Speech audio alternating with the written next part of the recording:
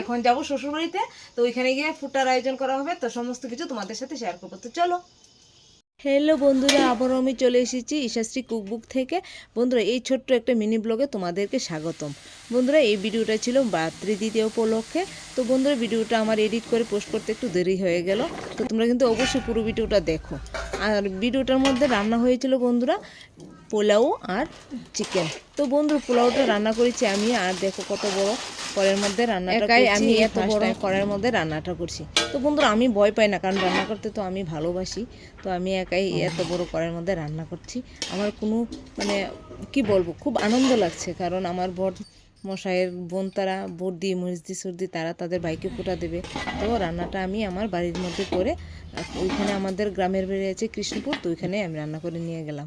তো রান্নাটা হয়ে গেছে আমার পোলাও। এখন রান্না করব বন্ধুরা। এখানে নিয়েছি দেখো কত বড় খুন্তি, তো এই খুন্তিটা দিয়ে নাড়ছি।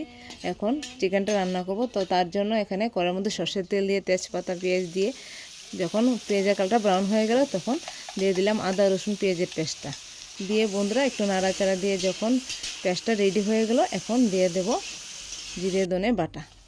তো জিরে ধনে বাটাটা দিয়ে আবার একটু কষিয়ে নেব। আর বন্ধুরা, মানে কি বলবো, রান্না করতে তো আমার খুবই মজা লাগে। আর আমি একাই পুরো রান্নাটা করছি। এখানে 3.5 কেজি মাংস নিয়েছি। তো এই মাংসটা আমি আগে নুন হলুদ মাখিয়ে রেখেছিলাম, রেখে এখানে 3টে আলু দিয়েছি ডুমো ডুমো করে, দিয়ে আমি মাংসটা রান্না করেছি। আর কি বলবো বন্ধুরা, এত বড় হাঁড়ির মধ্যে এই মাংসটা মানে মনে হচ্ছে মানে অল্প দেখাচ্ছে। তো মাংসটা কষানো হয়ে গেছে, এদিকে আমি গরম জল করে নিয়েছি যাতে মাংস রান্নাটা তাড়াতাড়ি হয়ে যায়। তো আমি গরম জলটা দিয়ে দিয়েছি। এখন দেখো জলটা একটু ঘন হয়ে এসেছে। এখন গরম মশলা দিয়ে নামিয়ে নিয়েছি। তো বন্ধুরা, আমার রান্নাটা শেষ, কমপ্লিট। এখন যাব শ্বশুরবাড়িতে, তো ওইখানে গিয়ে ফুটার আয়োজন করা হবে, তো সমস্ত কিছু তোমাদের সাথে শেয়ার করবো। তো চলো, তোমরা দেখতে থাকো। ওই দেখো, এখানে গিয়ে আমি ফুটার সমস্ত আয়োজন করে নিয়েছি। আর আমার বুদ্ধি মেজি সর্দি তারা তো চলে এসেছে। আর আমার বর তারা 4 ভাই, তো এখানে তারা 3জন ভাই বসেছে, আরেকজন বাড়িতে নেই, তো ওকে আর ফোঁটা দেওয়া হয়নি। এখানে 4 বোন একসাথেই তাদের 3 ভাইকে ফোঁটা দিচ্ছে। দেখো, খুবই মজা হচ্ছে।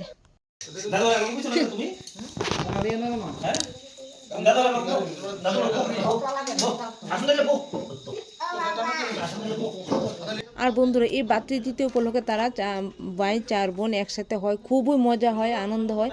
কারণ তারা সারা বছর যে যার কাজে ব্যস্ত থাকে, যখনই এই ফুটার দিনটা আসে তখন তারা সবাই একত্রিত হয়ে একে অপরের সাথে ভালোবাসা বিনিময় করে। ভাই বোনের সম্পর্ক তো মানে কি বলবো, যা চিরকাল অটুট থাকে। সব ভাই বোনের ভালোবাসা যেন এভাবেই ভালো থাকে, সুস্থ থাকে।